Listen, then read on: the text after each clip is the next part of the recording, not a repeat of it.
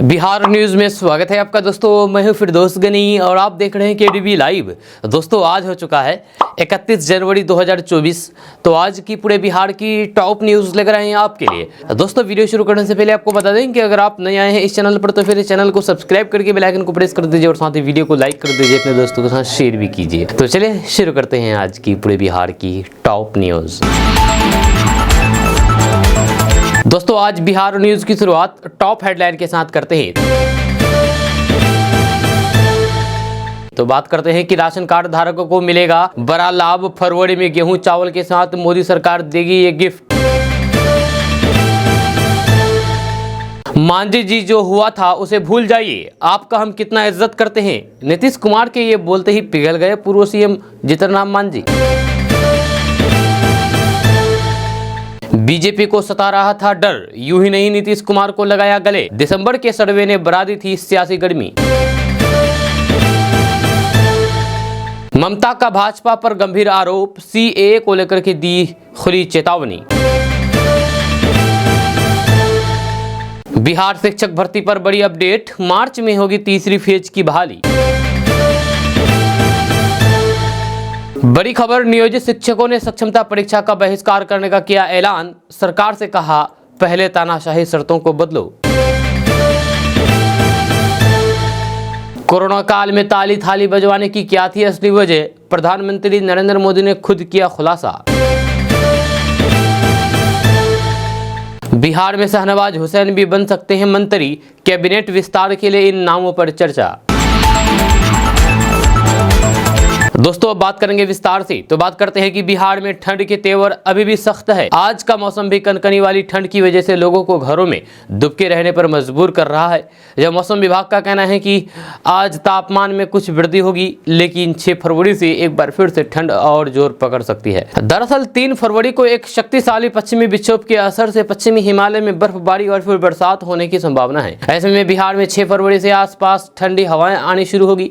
इससे खास तौर पर न्यूनतम तापमान में गिरावट आने के आसार है। आईएमडी की ओर से जारी औपचारिक जानकारी के मुताबिक 29 जनवरी से अगले 3-4 दिन तक तापमान में कुछ इजाफा की संभावना है।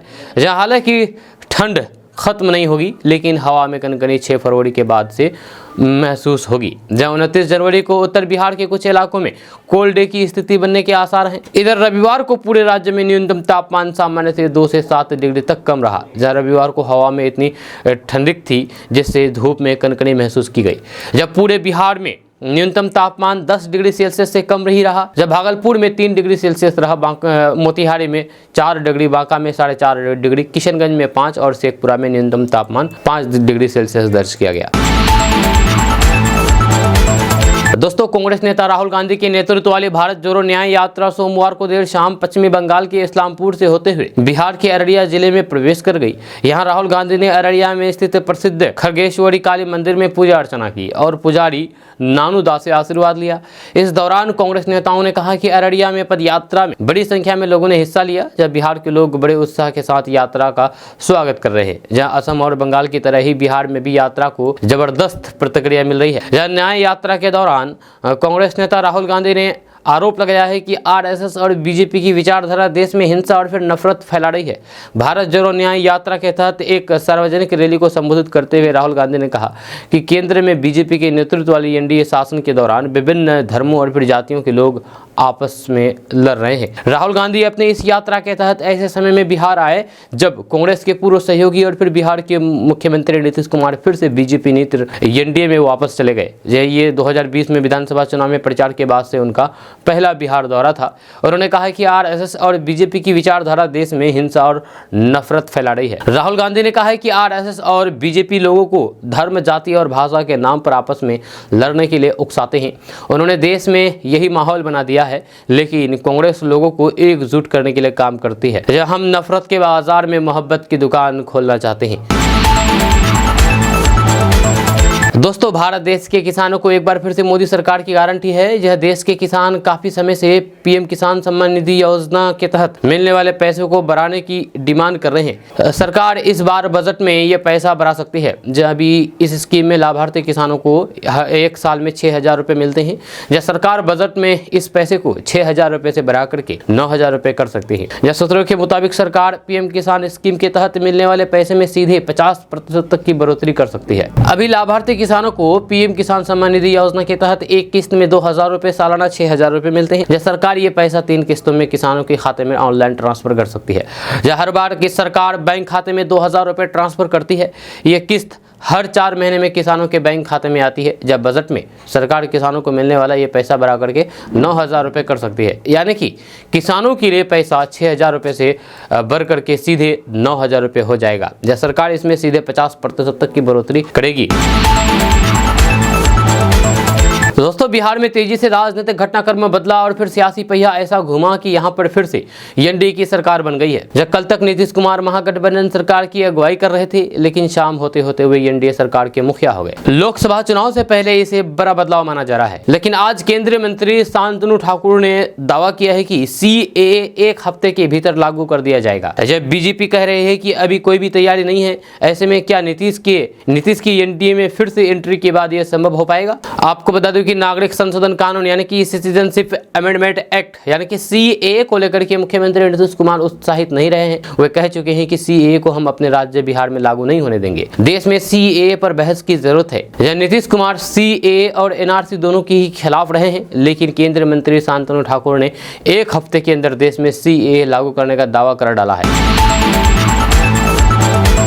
दोस्तों, प्रधानमंत्री नरेंद्र मोदी ने बड़ा खुलासा करते हुए कहा कि वे बिस्तर पर जाने के महज 30 सेकंड के भीतर गहरी नींद में सो जाते हैं। जहां उन्होंने रील्स के आदी छात्रों को स्क्रीन टाइम के प्रति आगाह किया है, जहां जिससे नींद में खलल पड़ती है। जहां नई दिल्ली स्थित भारत मंडपम में परीक्षा पे चर्चा के 7वें संस्करण के दौरान छात्रों, अभिभावकों और फिर शिक्षकों के साथ बातचीत करते हुए प्रधानमंत्री नरेंद्र मोदी ने कहा कि स्क्रीन टाइम नींद के समय को खा जाती है। प्रधानमंत्री नरेंद्र मोदी ने कहा कि संतुलित जीवन शैली बनाए रखने के लिए हर चीज की अधिकता से बचना चाहिए। जब स्वास्थ्य दिमाग के लिए एक स्वस्थ शरीर महत्वपूर्ण है और इसके लिए कुछ दिनचर्या, सूरज की रोशनी में समय बिताना और फिर नियमित और पूरी नींद लेना आवश्यक है। उन्होंने कहा कि स्क्रीन टाइम जैसी आदतें आवश्यक नींद के समय को खा रही है, जिसे आधुनिक स्वास्थ्य विज्ञान द्वारा बहुत महत्वपूर्ण माना जाता है। आपको बता दूं कि स्क्रीन टाइम शब्द आमतौर पर उस समय को संदर्भित करता है जो कोई व्यक्ति मोबाइल और फिर टेलीविजन के स्क्रीन का उपयोग करके बिताता है। प्रधानमंत्री नरेंद्र मोदी ने कहा कि मैंने बिस्तर पर जाने के 30 सेकंड के भीतर गहरी नींद में जाने की दिनचर्या बनाए रखी है। जागते समय पूरी तरीके से जागना और सोते समय गहरी नींद में लेना, ये संतुलन है जिसे हासिल किया जा सकता है। परीक्षा की तैयारी और स्वस्थ जीवन शैली के बीच संतुलन बनाए रखने का मुद्दा कई छात्रों ने उठाया और प्रधानमंत्री नरेंद्र मोदी से सवाल पूछे और पूछा है कि व्यायाम के साथ पढ़ाई के प्रबंधन के बारे में आप बताइए। तो जवाब देते हुए प्रधानमंत्री नरेंद्र मोदी ने संतुलित आहार की आवश्यकता पर बल दिया है, जैसे साथ ही फिटनेस के लिए नियमित व्यायाम और फिर शारीरिक गतिविधियों के महत्व पर भी जोर दिया है। जैसे शिक्षा मंत्रालय द्वारा आयोजित परीक्षा पे चर्चा में पिछले 6 वर्षों से छात्र, अभिभावक और फिर शिक्षक शामिल होते रहे हैं। प्रधानमंत्री नरेंद्र मोदी ने कहा है कि बच्चों की दबाव से निपटने में मदद करने के लिए उसमें ढूंढता पैदा करना महत्वपूर्ण है और माता पिता एवं शिक्षकों को सामूहिक रूप से छात्रों के सामने आने वाले चुनौतियों का समाधान करना चाहिए। जब 10वीं और 12वीं की बोर्ड परीक्षाओं से पूर्व छात्रों के मानसिक तनाव को कम करने के उद्देश्य से पीएम मोदी ने अभिभावकों को सलाह दी है कि वे अपने बच्चों को ज़्यादा प्रेशर ना दें, अपने बच्चों को ज़्यादा पढ़ाई पर फोकस ना करवाएं। दोस्तों, बिहार में नई सरकार ने अपना शपथ ग्रहण कर लिया है, जिसमें 6 मंत्रियों समेत 2 डिप्टी सीएम और नीतीश कुमार ने मुख्यमंत्री पद की शपथ ले ली है। जहां आरजेडी का साथ छोड़कर के बीजेपी और फिर अन्य घटक दलों के साथ नीतीश कुमार ने नई सरकार बनाई है। जहां शपथ ग्रहण के एक दिन बाद जेडीयू के विधायक गोपाल मंडल ने अनोखा बयान दिया है। उन्होंने कहा कि वे मंत्री नहीं, सीधे सांसद बनेंगे। आपको बता दें कि बिहार के गोपालपुर विधानसभा सीट से विधायक गोपाल मंडल अपने बयानों के लिए हमेशा सुर्खियों में बने रहते हैं। यह नई सरकार के बनने के बाद भी उन्होंने कुछ ऐसा ही कहा है कि सभी के लिए चर्चा का विषय बन गया है। गोपाल मंडल ने मंत्री नहीं बनने को अपनी मजबूरी बताते हुए कहा है कि वे अब सीधे सांसद बनेंगे। हालांकि उनके बयान में नीतीश कुमार के लिए तंज भी दिखाई दिया। गोपाल मंडल क्षेत्र में पत्रकारों से चर्चा कर रहे थे। उसी वक्त किसी ने उनसे सीधा पूछ लिया है कि आखिर वे मंत्री कब बनेंगे। इस बात पर गोपाल मंडल ने अपने अलग ही अंदाज में कहा कि हम मंत्री बन भी नहीं करेंगे, मंत्री बनना वाहियात बात होती है, हम तो एमपी बनेंगे। उन्होंने पत्रकारों के सामने सफाई देते हुए कहा कि इतने दिनों से उन्हें मंत्री नहीं बनाया गया है, अब कम समय के लिए वे मंत्री नहीं बनना चाहते हैं। गोपाल मंडल ने तंज कसते हुए सीएम नीतीश कुमार को बातों ही बातों में घेरा और कहा कि मुख्यमंत्री सोचते हैं कि लाठी और डंडा चलाने वाला मंत्री बनकर के क्या करेगा। इस दौरान उन्होंने खुद को काबिल बताते हुए कहा कि ऐसी बात नहीं है, वे पढ़े लिखे हैं और उनका दिमाग IAS और IPS के बराबर चलता है। हालांकि उन्होंने सरकार को मैसेज देते हुए कहा कि जब उन्हें मौका मिलेगा और फिर कुर्सी मिलेगी तब अपनी काबिलियत दिखाएंगे। दोस्तों, केंद्रीय माध्यमिक शिक्षा बोर्ड यानी कि CBSE अगले महीने यानी कि 15 फरवरी 2024 से कक्षा 10वीं और फिर 12वीं की बोर्ड परीक्षा का आयोजन करने वाला है। आपको बता दें कि जहां कक्षा 10वीं की बोर्ड परीक्षा 15 फरवरी 2024 को शुरू होगी और 13 मार्च को समाप्त होगी, वहीं कक्षा 12वीं की बोर्ड परीक्षा 15 फरवरी 2024 से 2 अप्रैल 2024 तक आयोजित की जाएगी। जहाँ दोनों कक्षाओं के लिए परीक्षाएं एक ही शिफ्ट आयोजित की जाएगी जो सुबह 10:30 बजे से शुरू होगी। कक्षा 10वीं 12वीं के जो छात्र बोर्ड परीक्षा में शामिल होने जा रहे हैं, अब वो CBSE एडमिट कार्ड या फिर हॉल टिकट जारी होने का बेसब्री से इंतजार कर रहे हैं। हालांकि केंद्रीय माध्यमिक शिक्षा बोर्ड यानी कि CBSE ने अभी तक कक्षा 10वीं और 12वीं के एडमिट कार्ड जारी होने की कोई भी आधिकारिक तारीख की घोषणा नहीं की है, लेकिन आमतौर पर एडमिट कार्ड फरवरी के पहले सप्ताह में जारी कर दिया जाता है। इसलिए ऐसा माना जा रहा है कि 1 फरवरी से 7 फरवरी 2024 के बीच किसी समय एडमिट कार्ड जारी हो सकते हैं। दोस्तों, 22 जनवरी को अयोध्या में राम मंदिर में प्राण प्रतिष्ठा समारोह हुआ, जिसमें कई लोग शामिल हुए, जिसके बाद अखिल भारतीय इमाम संगठन के प्रमुख डॉक्टर इमाम अहमद इलियासी के खिलाफ कथित तौर पर एक फतवा जारी किया गया है। इमाम ने कहा है कि फतवा कल जारी किया गया था, लेकिन मुझे 22 जनवरी की शाम से धमकी भरे फ़ोन आ रहे थे। मैंने कुछ कॉल रिकॉर्ड की है जिसमें कॉल करने वालों ने मुझे जान से मार देने की धमकी दी है। जो मुझसे प्यार करते हैं, देश से प्यार करते हैं, वे मेरा समर्थन करेंगे। जो लोग समारोह में शामिल होने के लिए मुझसे नफरत करते हैं, उन्हें शायद पाकिस्तान चले जाना चाहिए।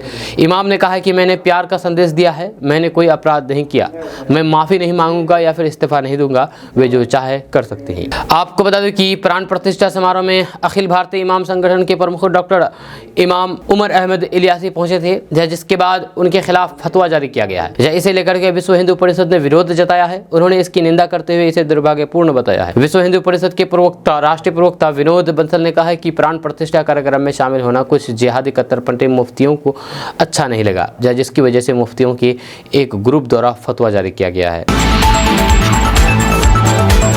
दोस्तों, अगर आप भी सहारा में पैसा इन्वेस्ट किए हुए हैं तो आपके लिए बड़ी खुशखबरी है। आपको बता दूं कि सहारा समूह में करोड़ों निवेशकों के पैसे अटके हुए हैं। जहाँ सहारा रिफंड पोर्टल की शुरुआत के बाद भी कई निवेशकों को उनके पैसे नहीं मिल पा रहे हैं। इस बीच सरकार ने सभी परेशान निवेशकों को बड़ी राहत दी है। जब केंद्र सरकार ने सहारा के सभी निवेशकों को एक बार फिर से भरोसा दिलाया है कि उनकी एक एक पाई लौटाई जाएगी। जब पहले सभी निवेशकों को सिर्फ 10-10 हज़ार रुपये का रिफंड मिल रहा था, अब सहारा समूह के पात्र निवेशक रिफंड पोर्टल के जरिए 19,999 रुपये तक के रिफंड के लिए क्लेम कर सकते हैं। इस संबंध में रिफंड पोर्टल पर एक अपडेट जारी किया गया है। इस खबर में उन आवेदकों के लिए जानकारी है जिन्हें अप्लाई करने के बाद भी रिफंड नहीं मिल पाया है। सहारा रिफंड पोर्टल पर दिए गए अपडेट में कहा गया है कि वैसे डिपॉजिटर्स के ध्यान आकर्षण जिन्हें आवेदन में किसी कमी या फिर पेमेंट फेलियर के बारे में बताया गया है, कृपया बताई गई कमी के हिसाब से कदम उठाएं और फिर रीसबमिशन पोर्टल पर अप्लाई करें। जहां हम अभी 19,999 रुपये तक के रीसबमिशन को एक्सेप्ट कर रहे हैं। अन्य पात्र दावा के लिए तारीखों का ऐलान जल्द किया जाएगा। रीसबमिशन के दावे को 45 कामकाजी दिनों के भीतर प्रोसेस किया जाएगा। सबसे ज़रूरी बात यह है कि रिफंड क्लेम करने के लिए कुछ दस्तावेजों की ज़रूरत होगी। वह सहारा में इन्वेस्टमेंट का membership number, deposit account number, Aadhaar से link mobile number, depositor passbook, रकम 50,000 से ज़्यादा होने पर पैन कार्ड लगेंगे। दोस्तों, सरकार की ओर से गरीबों के लिए चलाई जा रही श्री अन्न योजना के तहत मोदी सरकार एक और तोहफा देने जा रही है। जब गरीबों को ये तोहफा फरवरी से मिलना शुरू हो जाएगा। जब विभागीय सूत्रों के अनुसार फरवरी से मिलने वाले गेहूं चावल के साथ केंद्र सरकार एक और चीज फ्री में देगी, जहां इससे फ्री राशन वाले लोगों को बड़ा फायदा होगा। दरअसल केंद्र सरकार फ्री राशन योजना के तहत गेहूं चावल के साथ मोटा अनाज भी मुफ्त में देगी। किस कार्ड धारक को कितना अनाज देना है, इसको लेकर भी विभाग ने मात्रा तय कर ली है। अब केवल राशन बांटने की तारीख का इंतजार हो रहा है। अच्छा, श्री अन्न योजना के तहत केंद्र सरकार गरीबों को गेहूं चावल के साथ मोटे अनाज के तौर पर बाजरा बांटेगी। ये बाजरा सरकारी राशन की दुकानों पर गेहूं चावल के साथ बांटा जाएगा। इसमें अंत्योदय कार्ड धारकों को पहले 21 किलो चावल 14 किलोग्राम गेहूं मिलता था, जहां इसके स्थान पर 9 किलो गेहूं और फिर 5 किलो बाजरा दिया जाएगा। दोस्तों, करीब 2 महीने पहले की बात है कि जब बिहार विधानसभा में नीतीश कुमार पूर्व मुख्यमंत्री जीतन राम मांझी पर बरस पड़े थे। नीतीश कुमार ऐसे बरसे थे कि सारी मर्यादाएं टूट गई थी। सदन में मांझी के अपमान का जिक्र प्रधानमंत्री नरेंद्र मोदी अपनी जनसभाओं में करने लगे थे। लेकिन आज जीतन राम मांझी और नीतीश कुमार मिले और सारे गिले शिकवे दूर हो गए। राजनीति है ही ऐसी चीज। जीतन राम मांझी आज दोपहर अपने बेटे संतोष मांझी को साथ लेकर के सीएम आवास पहुंचे थे। संतोष मांझी ने नई सरकार में मंत्री पद की शपथ ली। जब मांझी ने आज सुबह ही सीएम हाउस फोन करके सीएम नीतीश कुमार से टाइम मांगा था। जब तत्काल उन्हें मिलने का टाइम दिया गया और मांझी दोपहर में ही बेटे के साथ सीएम आवास पहुंच गए। प्रत्यक्षदर्शियों ने बताया है कि जीतन राम मांझी के अपने चेंबर में आते ही नीतीश काफी गर्मजोशी से मिले। दुआ सलाम के बाद नई पुरानी बातें निकली। सीएम नीतीश कुमार ने कहा है कि मांझी को लेकर के राजद के लोगों ने उन्हें काफी गलत फीडबैक दिया था। बार बार आरजेडी के नेता बता रहे थे कि मांझी जी धोखा देने वाले हैं, इसी कारण उन्होंने आपा खो दिया था। सीएम नीतीश कुमार ने मांझी से कहा कि पुरानी बातें भूल जाइए, आप तो जानते ही हैं कि हम आपका कितना इज्जत करते हैं। आपको तो हम खुद ले जाकर के सीएम की कुर्सी पर बैठाए थे। इसके बाद जीतन राम मांझी भी पुरानी यादों में खो गए। जब दोनों ने पुरानी बातों को भूल करके नए सिरे से रिश्ते को निभाने की बात कही है। जब सीएम नीतीश कुमार ने जीतन राम मांझी को कहा है कि आपको सरकार के कामकाज को लेकर के जो भी सलाह देनी है वह मुझे बेहिचक बताइएगा, आपकी हर सलाह का ख्याल दिया जाएगा। दोस्तों, लोकसभा चुनाव 2024 में भारतीय जनता पार्टी यानी कि बीजेपी की नेतृत्व वाली सरकार को सत्ता से बाहर करने के इरादे से बिहार के मुख्यमंत्री नीतीश कुमार ने इंडिया गठबंधन की नींव रखी थी। जब कुछ महीने बीतने के बाद उन्होंने पलटी मार ली और इस नींव को हिलाते हुए बीजेपी के नेतृत्व वाले गठबंधन इंडिया में शामिल हो गए। अब सवाल यह है कि आखिर बीजेपी ने वेलकम क्यों किया? आखिर ऐसी क्या मजबूरी रही कि नीतीश कुमार के लिए दरवाजे बंद कर देने वाली बीजेपी ने एक बार फिर से उनके लिए रेड कारपेट बिछा दी? दरअसल इस बार लोकसभा चुनाव के लिए बीजेपी का नारा अब की बार 400 पार बताया जा रहा है। ऐसे में वे फूंक फूंक करके कदम रख रही है। जब बिहार में भी बीजेपी पूरी तरीके से मजबूती के साथ उतरना चाहती है। साथ ही दिसंबर की ठंड में जब सी वोटर सर्वे सामने आया तो फिर सियासी गर्मी बढ़ गई। तो आइए आंकड़ों से इस सियासी खेल को आपको समझाते हैं। आपको बता दें कि बिहार में लोकसभा की 40 सीटें हैं। 2019 के लोकसभा चुनाव में एनडीए गठबंधन को 40 में से 39 सीटें मिली थी, जबकि यूपीए गठबंधन के खाते में सिर्फ 1 सीट आई थी। हालांकि एनडीए गठबंधन को 54% और फिर यूपीए को करीब 32% वोट मिले थे। गौर करने वाली बात यह है कि 2019 में बीजेपी और नीतीश साथ थे, जब बिहार में सबसे ज्यादा 36% आबादी अति पिछड़ा वोटरों की है और माना जाता है कि इस जाति के वोटरों पर नीतीश कुमार की अच्छी पकड़ है। बीजेपी को डर था कि नीतीश अगर महागठबंधन में बने रहते हैं तो बिहार में लोकसभा चुनाव लड़ना मुश्किल हो जाता। ये डर हवा में नहीं था, क्योंकि दिसंबर में हुए सी वोटर सर्वे ने इस बात पर मोहर लगाई थी। जहां एबीपी सी वोटर सर्वे के मुताबिक लोकसभा चुनाव में एनडीए गठबंधन को 39% वोट मिलने का अनुमान था, जबकि इंडिया गठबंधन को 43% ही वोट मिलने का अनुमान। जब सीटों की बात करें तो नीतीश कुमार के बिना एनडीए को बिहार की 40 में से सिर्फ 16 से 18 सीटें मिलती दिख रही थी, जबकि इंडिया गठबंधन को 21 से 23 सीटें मिलती दिखाई दे रही थी। भारतीय जनता पार्टी इस नुकसान को सहने के मोड में नहीं थी और फिर इंडिया गठबंधन के रवैये से नीतीश खुश नहीं थे।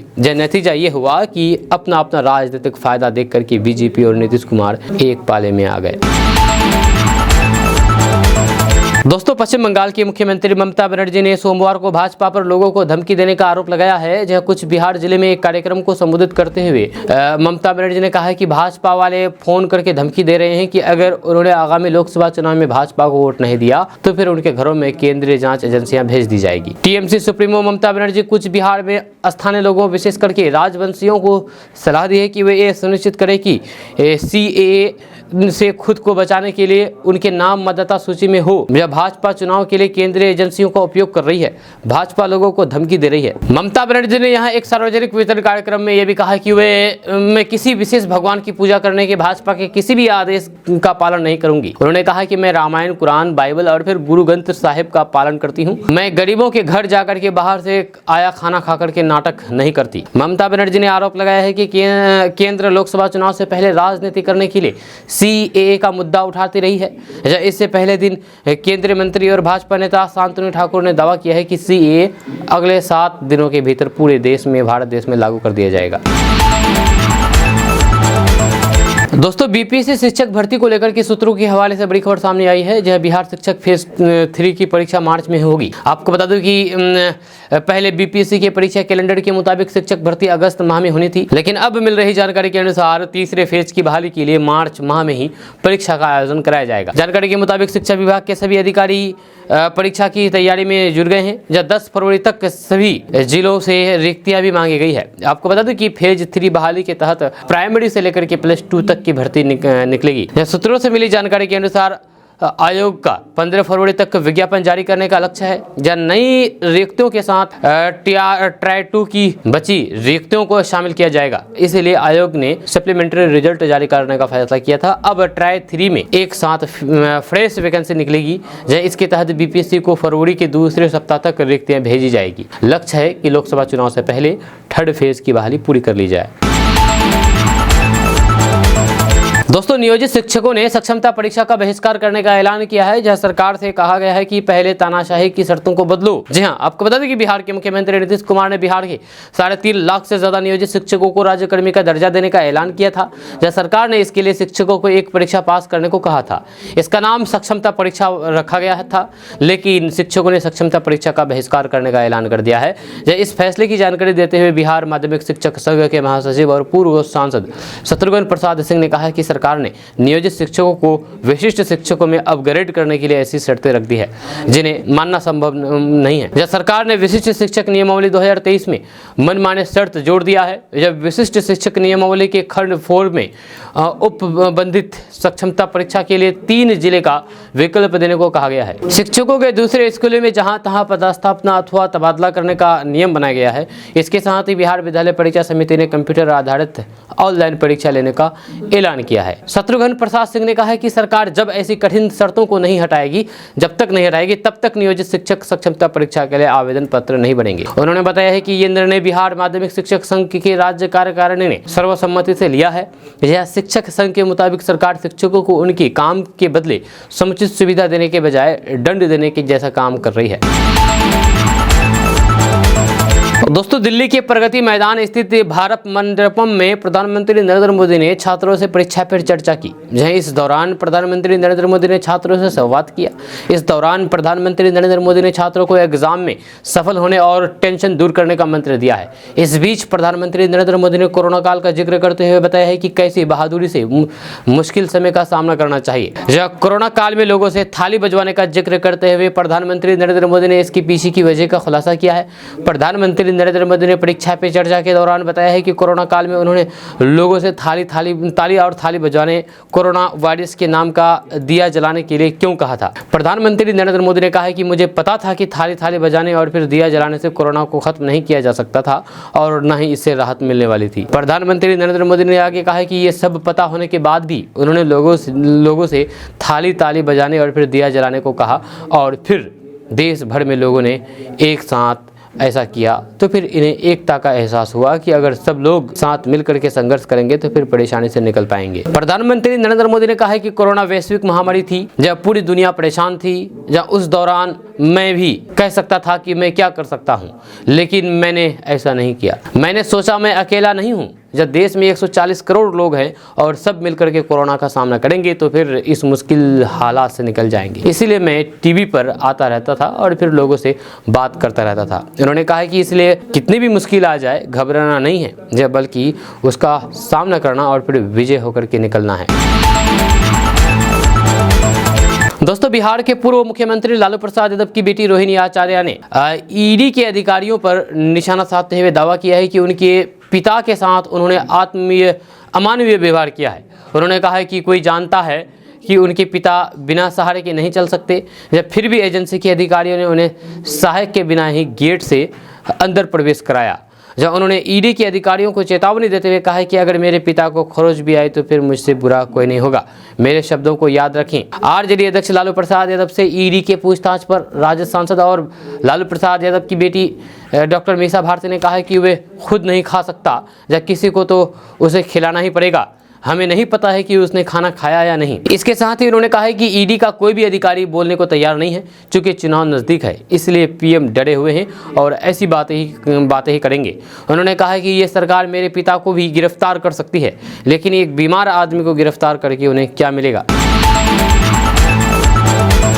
दोस्तों, बिहार में नई सरकार के गठन के बाद अब नीतीश कुमार की कैबिनेट के विस्तार का इंतजार किया जा रहा है। इस बीच कई नाम सामने आ रहे हैं, जिनमें से एक शाहनवाज हुसैन का भी है, जो कि केंद्र में मंत्री रह चुके हैं। जेडीयू से जुड़े सूत्र ने संभावितों का नाम बताया है। साथ ही खबर है कि विधानसभा स्पीकर का पोस्ट बीजेपी के पास जा सकता है। खुद नीतीश कुमार ने रविवार को शपथ लेने के बाद मंत्रिमंडल विस्तार के संकेत दिए थे। सूत्र बताते हैं कि कैबिनेट में 3 महिलाओं को भी शामिल किया जा सकता है। समाचार एजेंसी पीटीआई के मुताबिक जेडीयू के एक नेता ने बताया है कि नीतीश कुमार की कैबिनेट में जिन नेताओं को शामिल किया जा सकता है, उनमें बीजेपी नेता शाहनवाज हुसैन, रामप्रीत पासवान, जनक राम, श्रेयसी सिंह और जेडीयू नेता सुनील कुमार सिंह, मदन सैनी, लेसी सिंह, शीला मंडल, जयंत राज, अशोक चौधरी और संजय झा के नाम हैं। वहीं पर अगर ये चेहरे मंत्रिमंडल में शामिल किए जाते हैं तो फिर इनमें से केवल श्रेयसी सिंह ही है जिन्हें मंत्रालय का अनुभव नहीं है, जब बाकी नेताओं के पास मंत्रालय चलाने का अनुभव है। श्रेयसी सिंह पूर्व केंद्रीय मंत्री दिग्विजय सिंह की बेटी है, जबकि लेसी सिंह और शीला मंडल पहले भी नीतीश कुमार की सरकार में मंत्री रह चुकी है। इनके अलावा रामप्रीत पासवान 2020 से 2022 के बीच लोक स्वास्थ्य यांत्रिक मंत्री रहे हैं, या अशोक चौधरी विधान पार्षद हैं और फिर भवन निर्माण मंत्रालय की जिम्मेदारी देख चुके हैं, और संजय झा भी जल संसाधन मंत्री हैं। दोस्तों, नीतीश कुमार के महागठबंधन से बीजेपी के साथ जाने के बाद आरजेडी को एक तगड़ा झटका लगा है। आपको बता दूं कि राजद नेता और पूर्व डिप्टी सीएम तेजस्वी यादव के आवास के बाहर लगे नेम प्लेट पर पेपर चिपका दिया गया है। इसकी तस्वीर सामने आई है। नीतीश कुमार ने महागठबंधन सरकार से इस्तीफा देने के बाद आरोप लगाया था कि वहां उन्हें काम करने में दिक्कत हो रही थी। साथ ही ये भी कहा गया था कि राजद के लोग हर काम पर खुद श्रेय ले रहे थे। इसके कुछ घंटे बाद ही उन्होंने एनडीए के सहयोग से सरकार बनाई और फिर 9वीं बार सीएम पद की शपथ ली नीतीश कुमार। इसके साथ 2 डिप्टी सीएम सम्राट चौधरी और विजय कुमार सिन्हा और फिर 6 मंत्रियों ने शपथ ली। जब सरकार गिरने के बाद आरजेडी कई नेताओं ने प्रतिक्रिया दी है। वहीं तेजस्वी ने कहा है कि नीतीश कुमार जो आरोप लगा रहे हैं उन्हें खुद कुछ याद नहीं है, वो एक थके हुए सीएम थे, हमने पीछे लग करके इतने सारे काम कराया है। साथ ही कहा है कि 2024 में जदयू का वजूद समाप्त हो जाएगा। अगर कुछ कर गुजरने का जज्बा हो तो फिर कुछ भी असंभव नहीं होता है। इन्हीं शब्दों को जीवंत किया है किशनगंज के प्रवीण कुमार ने, जब किशनगंज के इस बेटे ने घर से पढ़ाई करके अपनी प्रतिभा का परचम लहराया है। जब प्रतिभा किसी की मोहताज नहीं होती है, वह अपना मुकाम ढूंढ ही लेती है। जी हाँ, ऐसे तमाम उदाहरण है जब जमीन से छोटी सी शुरुआत करके प्रतिभाओं ने गगन को छुआ है, यानी कि आसमान को छुआ है। आपको बता दें कि शिक्षा के नज़र से किशनगंज क्षेत्र को सीमांचल का सबसे पिछड़ा इलाका माना जाता है। यहाँ साक्षरता दर सबसे कम है। ऐसे में प्रवीण कुमार ने जो कारनामा कर दिखाया है वह वाकई काबिल तारीफ है। जब वहीं किशनगंज में भी ऐसे प्रतिभाओं की कमी नहीं है। जहाँ ऐसे ही किशनगंज जिले के लाल प्रवीण कुमार केंद्रीय वित्त मंत्रालय नई दिल्ली के राजस्व विभाग द्वारा आयोजित एडमिनिस्ट्रेटिव ऑफिसर पद पर परीक्षा क्रैक करके केंद्रीय वित्त मंत्रालय के राजस्व विभाग के प्रशासनिक अधिकारी बन गए हैं। जब प्रवीण कुमार के पिता सुनील कुमार किशनगंज जिले के ठाकुरगंज जैसे छोटे से कस्बे में ईंट भट्टा में मुंशी का काम करते हैं। आपको बता दो कि प्रवीण कुमार जो परीक्षा क्रैक किए हैं उस परीक्षा में केवल 7 ही रिक्तियों पर केंद्रीय वित्त मंत्रालय नई दिल्ली के राजस्व विभाग द्वारा पूरे देश भर के लिए परीक्षा ली गई थी, मात्र 7 पदों के लिए। और 7 सीटों में से ठाकुरगंज के लाल ने कमाल कर दिखाया है, जहां उन्होंने इसे परीक्षा पास कर ली है। लाखों छात्रों के बीच मात्र 7 लोग उस परीक्षा में पास हुए हैं और 7 में से एक ठाकुरगंज का लड़का है। जहां आपको बता दूं कि ठाकुरगंज नगर के गांधीनगर का रहने वाला प्रवीण कुमार ने घर पर ही रह करके अपने सपने को पूरा करने के लिए 8 से 10 घंटे तक डेली पढ़ाई की थी। उन्होंने बताया है कि बचपन से माता प्रतिभा देवी और पिता सुनील कुमार को संघर्ष में देख करके उन्होंने प्रशासनिक सेवा में जाने का सपना देखा था ताकि समाज की मदद कर सके। प्रवीण कुमार ने मिलिट्री की परीक्षा साल 2015 में द्वितीय श्रेणी से तथा साल 2019 में राजकीय पॉलिटेक्निकल छपरा से डिप्लोमा परीक्षा पास की है। जब उसके बाद साल 2022 को लोकनायक जयप्रकाश इंस्टीट्यूट छपरा से बीटेक की परीक्षा पास किया। उसके बाद एडमिनिस्ट्रेटिव ऑफिसर की तैयारी शुरू कर दी थी। इधर प्रवीण के इस सफलता से परिवार वालों में खुशी का माहौल है और प्रवीण को जिले भर से जम करके बधाइयां मिल रही है। आप इसके बारे में क्या कहना चाहेंगे, नीचे कमेंट बॉक्स में कमेंट करके जरूर बताइए। आप भी प्रवीण को बधाई दें और उन्हें शुभकामनाएं दें, क्योंकि प्रवीण कुमार माता पिता समाज सहित पूरे जिले भर का नाम रोशन किया है। मिलते हैं फिर नेक्स्ट वीडियो के साथ। आप इसके बारे में क्या कहना है नीचे कमेंट बॉक्स में कमेंट करके जरूर बताइएगा। तब तक के लिए विदा लेना चाहते हैं आपसे। जय हिंद, जय भारत। दोस्तों बड़ी खबर पूर्णिया से सामने आई है। यहाँ पर पूर्णिया में हथियारों से लैस बदमाशों ने करीब 1 लाख रुपए की लूट की घटना को अंजाम दिया है। बेखौफ बदमाशों ने व्यापारी के स्टाफ के कनबट्टी पर पिस्तौल तान करके 32,000 रुपए कैश, 45,000 रुपए का सामान और फिर 25,000 का मोबाइल लूट लिया। समूचे घटनाक्रमों को एक बाइक पर सवार 3 बदमाशों ने अंजाम दिया है। वहीं लूटपाट के बाद बदमाश बड़ी ही आसानी से फरार हो गए। यह घटना जानकी नगर थाना क्षेत्र की जेबीसी नहर के समीप की है। जब पीड़ित युवक की पहचान जानकी नगर थाना क्षेत्र के चांदपुर भगा पंचायत के चैनपुर वार्ड संख्या 7 निवासी बिहारी सिंह के बेटे सौरभ कुमार सिंह के रूप में हुई है। जानकारी देते हुए पीड़ित स्टाफ ने बताया है कि विनय ग्राम में दुकानदारों को सामान देकर के वापस मुरलीगंज अपने प्रतिष्ठान लौट रहे थे। इसी बीच दोपहर करीब 3 बजे पूर्णिया सहरसा NH 107 सड़क पर जानकी नगर के अभय राम चकला पंचायत के जेबीसी नगर आज़ाद चौक के पास एक बाइक सवार 3 बदमाशों ने उन्हें ओवरटेक कर लिया। इसके बाद जबरन उनकी बाइक को ऑन रोड रुकवाया गया। वह विनोग्राम से ही रेकी करते आ रहे थे। जब तब तक वे कुछ समझ पाते, इनमें से एक पिस्तौल निकाल करके उनकी कनपट्टी पर तान दी और उसके बाद पास में रखे 32,000 रुपये कैश और करीब 45,000 रुपये का सामान और 25,000 रुपये का मोबाइल लूट लिए। इसके बाद सभी बदमाश विनोदा ग्राम की ओर भाग निकले। दोस्तों बड़ी खबर किशनगंज से सामने आई है। किशनगंज में दिगल बैंक 12वीं बटालियन SSB की जी कंपनी दिगल बैंक BOP के जवानों ने रविवार देर शाम सीमा पर नेपाल से तस्करी के लिए लाए जा रहे 4 मवेशियों के साथ एक तस्कर को गिरफ्तार किया है। जी आपको बता दूं कि जानकारी देते हुए कंपनी कमांडेंट इंस्पेक्टर धुखाराम राणा ने बताया है कि सूचना पर ASI GD जमीनीकांत राय के नेतृत्व में नाका पार्टी के जवानों ने बॉर्डर पिलट संख्या 133-3 133-4 के 20 मीटर भारतीय क्षेत्र के प्रति टोली बालूवाड़ी गांव के पास कार्रवाई करते हुए 4 मवेशियों के साथ एक तस्कर आरोपी को गिरफ्तार किया गया है।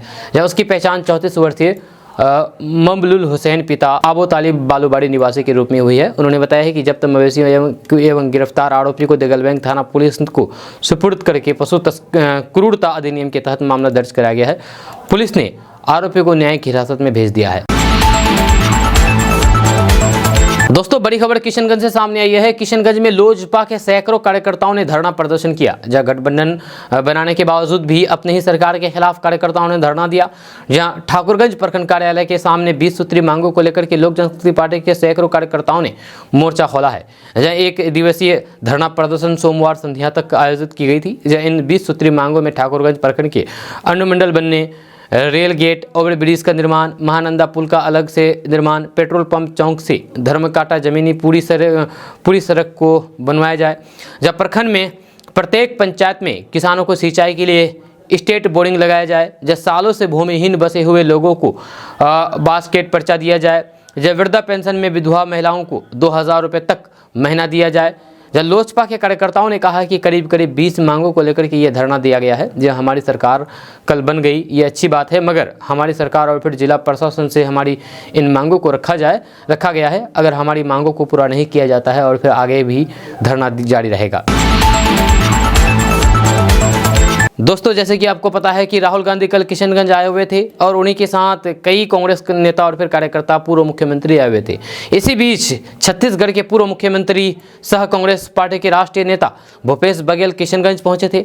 NH 27 बिहार बस स्टैंड के पास किशनगंज के विधायक इजहारुल हुसैन और कांग्रेस के जिलाध्यक्ष इमाम अली चिंटू सहित दर्जनों कार्यकर्ताओं ने उनका स्वागत किया। जब विधायक इजहारुल हुसैन ने पूर्व मुख्यमंत्री भूपेश बघेल को बुके देकर के स्वागत किया। 29 जनवरी को प्रस्तावित भारत जोड़ो न्याय यात्रा को लेकर के तैयारी की। इसी बीच बिहार के राजनीतिक घटनाक्रमों पर नीतीश कुमार पर निशाना साधते हुए उन्होंने कहा है कि राजनीति के अब तक के सबसे अनैतिक आदमी हैं, जिसका नैतिकता से कोई लेना देना है ही नहीं। वे जिसका विरोध करते हैं उसी की गोद में बैठ जाते हैं। पूर्व मुख्यमंत्री ने कहा है कि राहुल गांधी के बढ़ते प्रभाव और फिर लोकप्रियता के कारण भाजपा की सरकार डरी हुई है। दोस्तों, प्रधानमंत्री नरेंद्र मोदी परीक्षा पे चर्चा 2024 में हिस्सा लिया और छात्रों से विचार शेयर किए। प्रधानमंत्री नरेंद्र मोदी ने कहा है कि किसी भी शिक्षक के मन में जब ये विचार आता है कि मैं छात्र के इस तनाव को कैसे दूर करूं, अगर शिक्षक और छात्र का नाता परीक्षा के कालखंड है तो फिर सबसे पहले वे नाता सही करना चाहिए। जब छात्र के साथ आपका नाता पहले दिन से परीक्षा आने तक निरंतर बढ़ते रहना चाहिए तो फिर शायद परीक्षा के दिनों में तनाव की नौबत ही नहीं आएगी। जहाँ आज मोबाइल का ज़माना है, क्या कभी किसी छात्र ने आपको फ़ोन किया है? जिस दिन आप पाठ्यक्रम से आगे निकल करके उससे नाता जोड़ेंगे तो फिर वे अपनी छोटी मोटी समस्याओं में भी आपसे अपनी मन की बात करेगा। प्रधानमंत्री नरेंद्र मोदी ने कहा है कि आपके दोस्त से आपको किस चीज़ की स्पर्धा है। जहाँ मान लीजिए 100 नंबर का पेपर है, आपका दोस्त अगर 90 नंबर ले आया तो क्या आपके लिए 10 नंबर बचे हैं? आपके लिए भी तो 100 नंबर हैं। या आपको उससे स्पर्धा नहीं करनी चाहिए, नहीं करनी है, आपको खुद से स्पर्धा करनी है। उससे द्वेष करने की जरूरत नहीं है। असल में वह आपके लिए प्रेरणा बन सकता है। या अगर यही मानसिकता रही तो फिर आप अपने से तेज तर्रार व्यक्ति को दोस्त नहीं बनाएंगे।